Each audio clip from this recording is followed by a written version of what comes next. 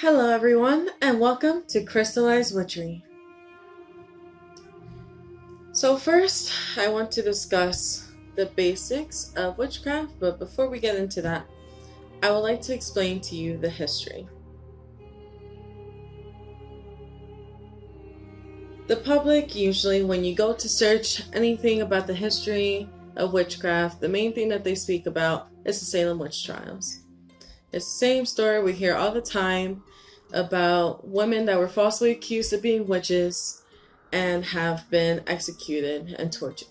What we should know is that these higher religions such as Christianity and Catholics, the reason why it was looked at something so horribly was because on the Bible it was saying that anything that has to do with witches and witchcraft were just women's doing the work of the devil.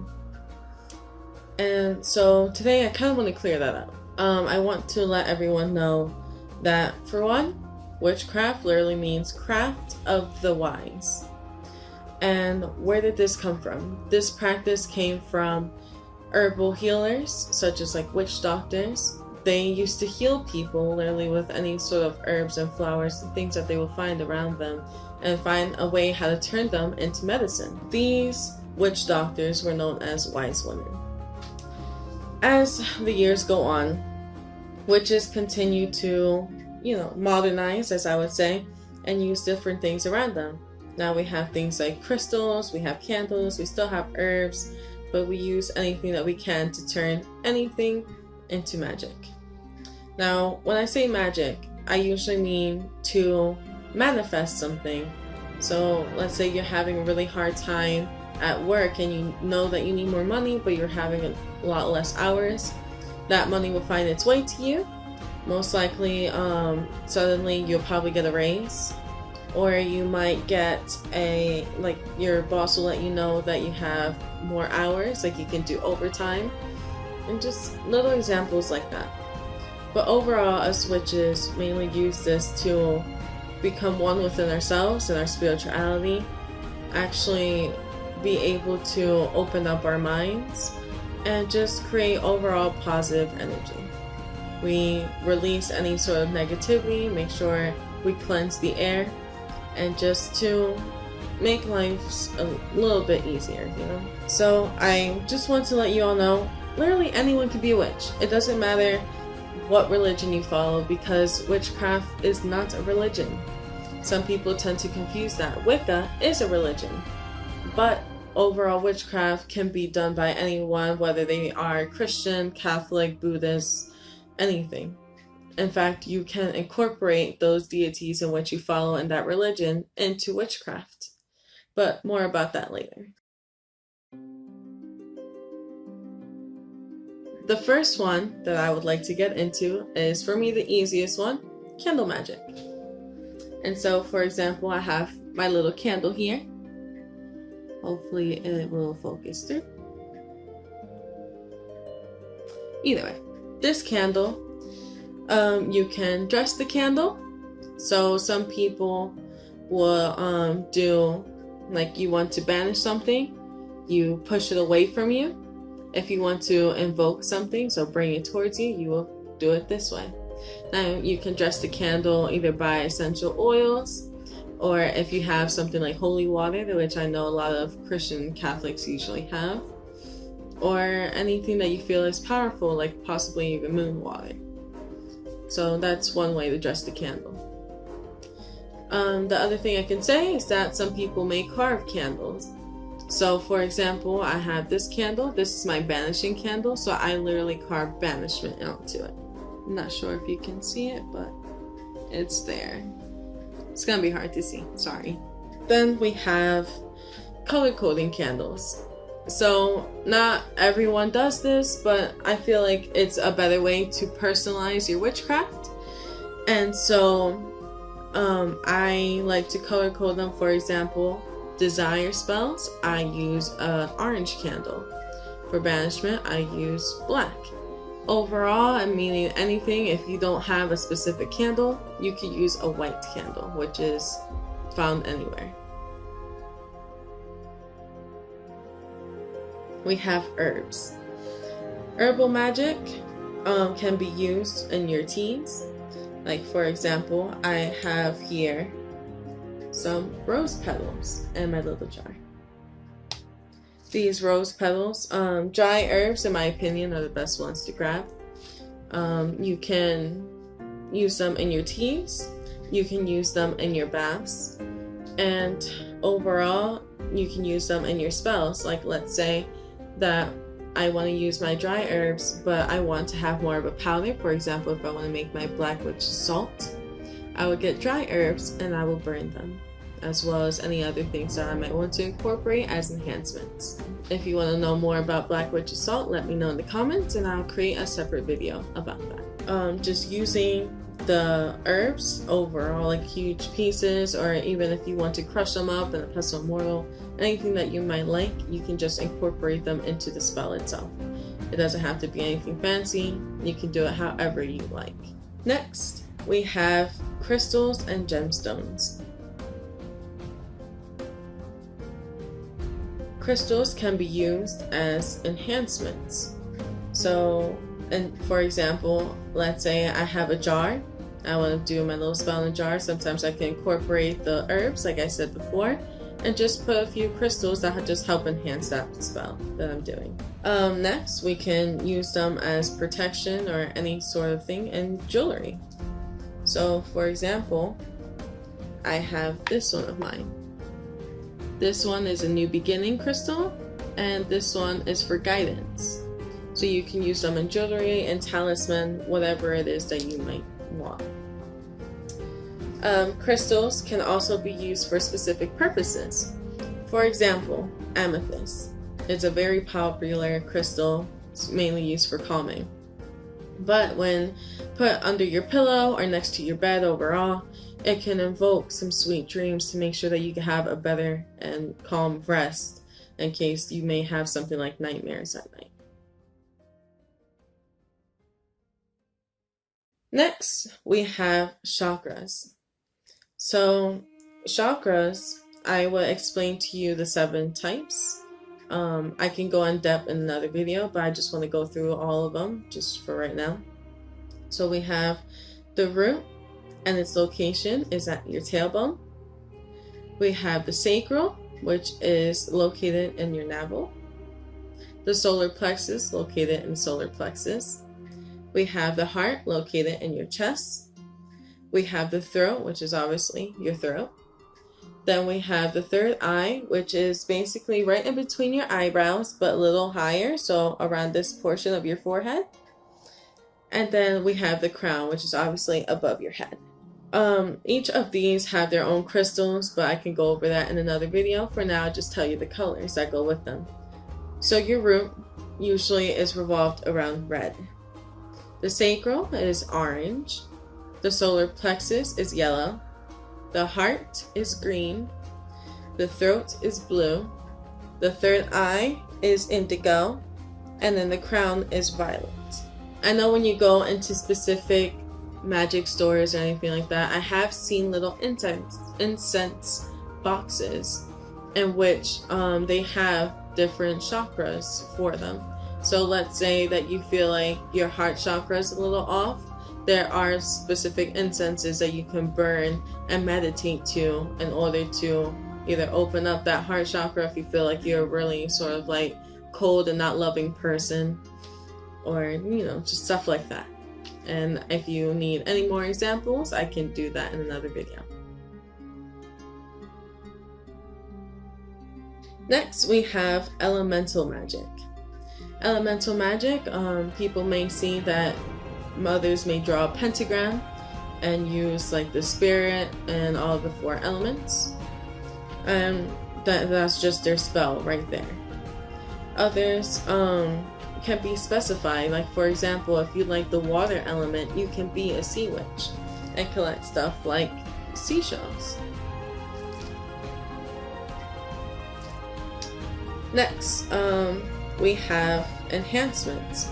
For example, if I have a spell that I'm doing to enhance my confidence, the best thing to use would be something like storm water.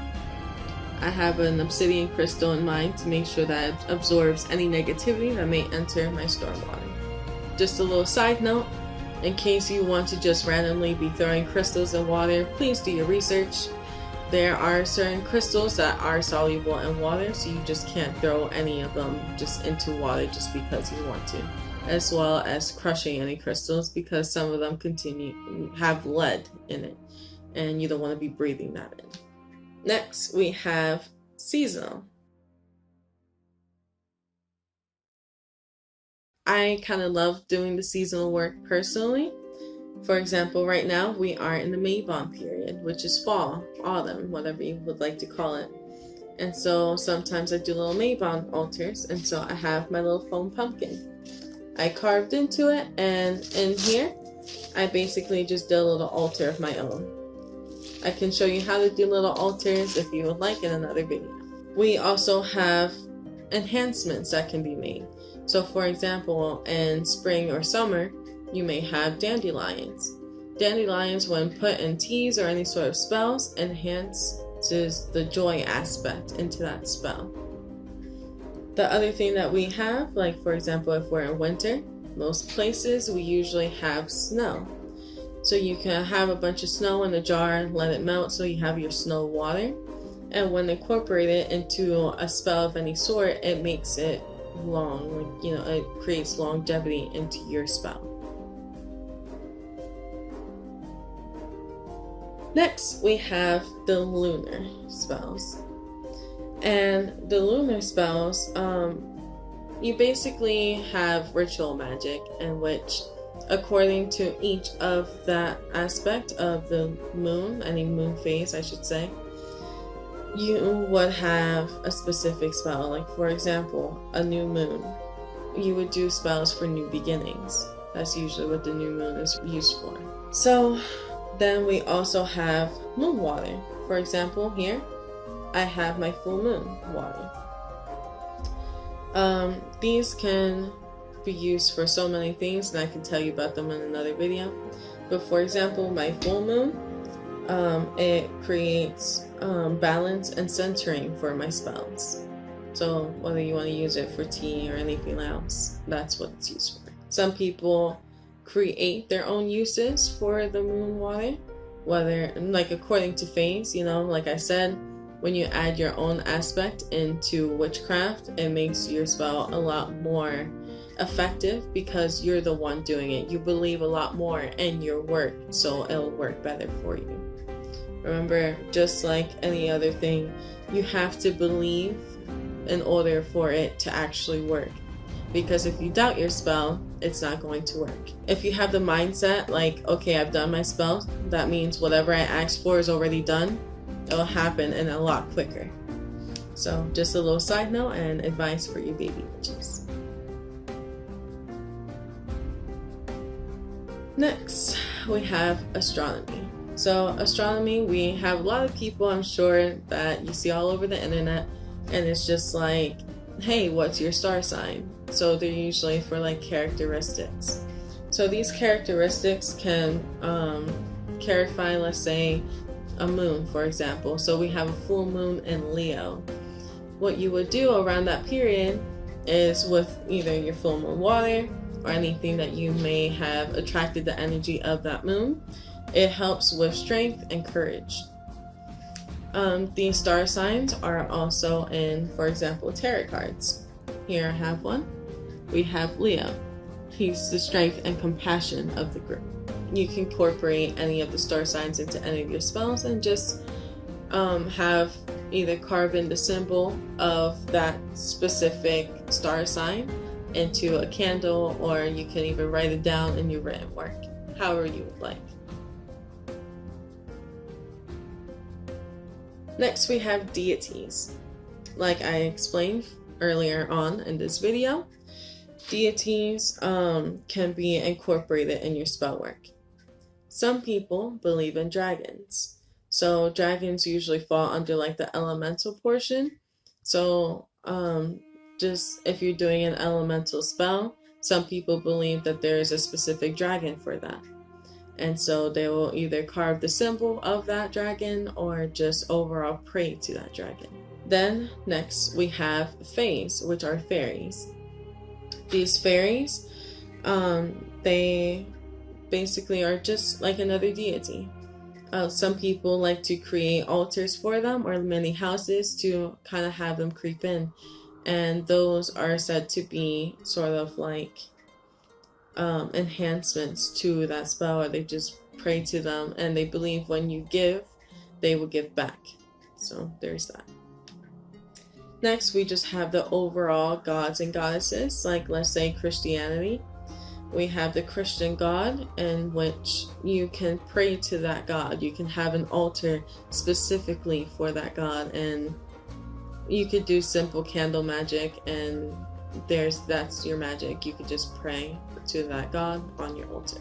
We can do a whole other separate video on altars. Please let me know if you're interested in that. Next, we have energy witches. Energy witches tend to meditate quite a bit. Their meditation sessions usually absorb the energy around them or cleanses them. So it depends what kind of energy witch you would like to be. When you meditate as an energy witch, you can kind of look at a person and know what kind of person they are just by the energy that they let off on their body. And you will know whether you would like to be around them or not. We have stuff like crystals and wands. So some people like meditating with crystals and absorbing their power. Some of them just meditate around those crystals to add power to them, as well as wands. So here I have quartz and my chakra crystals going down it. So I figured I'd show you that. That's my favorite one. I show it in almost all my videos. So if I wanted to meditate for that, like let's say I feel really weak in my heart and I don't have a lot of self-love, I will use this wand to enhance my heart chakra. Or if I wanted to use a crystal, for example here, I have rose quartz. So I can meditate around the rose quartz and just allow it to enhance that self-love. So then we also have sound therapy. Some people have singing bowls in which they might either add a bunch of water or just keep it empty, but overall that sound can create different energy wavelengths, and that vibration can help with their meditation. Also helps with cleansing the air. Next, we have kitchen witches. Kitchen witches is pretty self-explanatory. Anything you do in the kitchen. It can go anywhere from just simple teas, you can go to food, or even overall adding spices and herbs into your food. So, for example, my favorite one is the spice of cinnamon. So, this cinnamon, it helps with power, success, awakening, and grounded. When you incorporate that into your food, it's like you're absorbing the power of that herb or that spice when you eat it. Next, we have healers. Healers tend to use teas to help anyone that's sick or may have some sort of internal pain. We also have herbs like basil. Basil helps with stress, arthritis, and it also helps to fight aging. Next, we have baths. Some healers recommend baths. So, for example, if you have the echinacea helps with cold, flu, and overall boosts your immune system. Last but not least for this one, we also have crystals. For example, my grandfather, he was really great at using crystals to help people with arthritis or any kind of muscle pain that, let's say, they got after surgery or with just aging. He used to be able to meditate with crystals, put it on that person's body, and once he finished the session, they will feel brand new, and that pain would not come back. Last but not least, we have sigils. Sigils can be used for enhancements. Like, for example, here goes a few of the ones that I've made and some I borrowed online. So there goes just a few examples. Now these sigils you can either, let's say, carve into a pie if you're a kitchen witch, or just carve on the bottom of the crust of any sort of pastry that you're making. Or you can carve them into candles. Or let's say you're more of like a written witch and you like to write down your spells, you can write down that sigil to help enhance that. Some people will also use sigils to just write on a piece of paper or carve into a piece of wood, anything like that for wands. But for paper wise, let's say if you're in need of some money, that sigil will help create or bring money towards you. So let's say you put it in your wallet, so money will find its way to you. That's the end of this. I try to keep it nice and basic. So if you want anything like for these specific types, the topics that I went over, please let me know and I'll go into detail in a whole other video. Please let me know in the comments below. Make sure that you subscribe and ring the bell to have any notifications on my next video. I hope you overall enjoyed it. Please let me know, honestly it helps. So this is the end of it. May you lovely gems continue to shine and blessed be.